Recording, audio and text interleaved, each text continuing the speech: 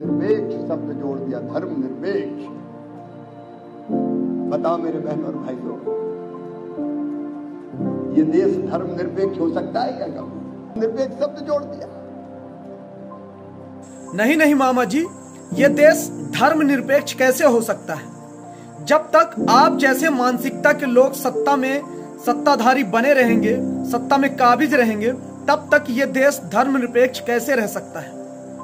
और अगर धर्म निरपेक्ष हो जाएगा तो आप अन्य धर्मों के लोगों के साथ अन्याय अत्याचार कैसे कर पाएंगे? लेकिन आप अपने आप को यह समझ रहे होंगे कि संविधान निर्माताओं से कहीं ज्यादा आपने पढ़ लिया है।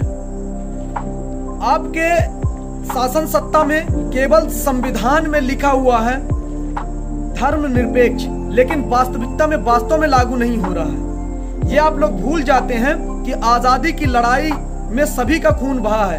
सर्वधर्म के लोगों ने अपने जान की आहुति दी, तब इस देश को आजादी मिली।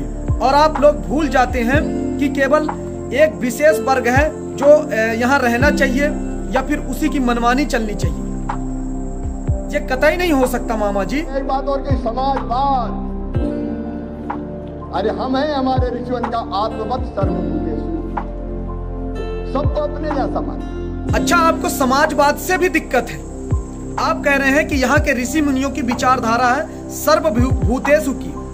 वही सर्वभूतेषु जिसके माध्यम से चोटी कटवा ली जाए, मूत्र छिड़कवा कर शुद्ध किया जाए। आप समाजवाद शब्द से शायद इसलिए नफरत करते हैं क्योंकि उस नाम की पार्टी बनी है।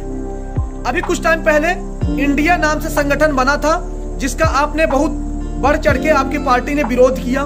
कल को अगर भारत नाम से कोई संघ वगैरह बनता है तो आप, और अगर आपको वो विरोधी होता है तो उससे भी आपको दिक्कत हो जाएगी। लेकिन किसी शब्द का पार्टी के नाम, संघ के नाम से उसका अर्थ नहीं बदलता है।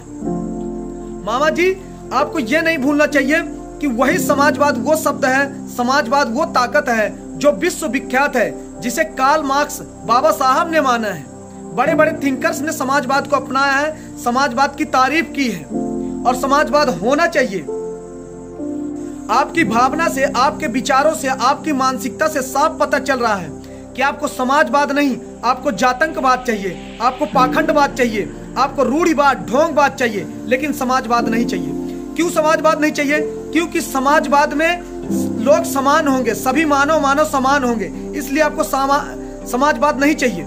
लेकिन आपको यह समझना पड़ेगा कि संविधान की प्रस्तावना में समाजवाद और धर्मनिरपेक्षता दोनों शामिल हैं। और संविधान के मुताबिक ही आपने कई बार विधायक पद का, सांसद पद का, मुख्यमंत्री पद का शपथ लिया है। उसी संविधान के माध्यम से आज एक गरिमामयी पद में आप स्थापित हैं। आपको यह नहीं भूलना चाहिए। और आपका संविधान लिखने वालों के प्रति सम्मान होना चाहिए। कोई भी पार्टी के माध्यम से आप मुख्यमंत्री बन जाए, प्रधानमंत्री बन जाए या और भी राष्ट्रपति बन जाए, लेकिन आपको समता, स्वतंत्रता, बंधुत्व और न्याय भरे संविधान की प्रस्तावना का अवहेलना बिल्कुल नहीं करना चाहिए। और ये बिल्कुल अपमानजनक है। मामा जी, आपको ये बात समझनी चाहिए और मानना चाहिए।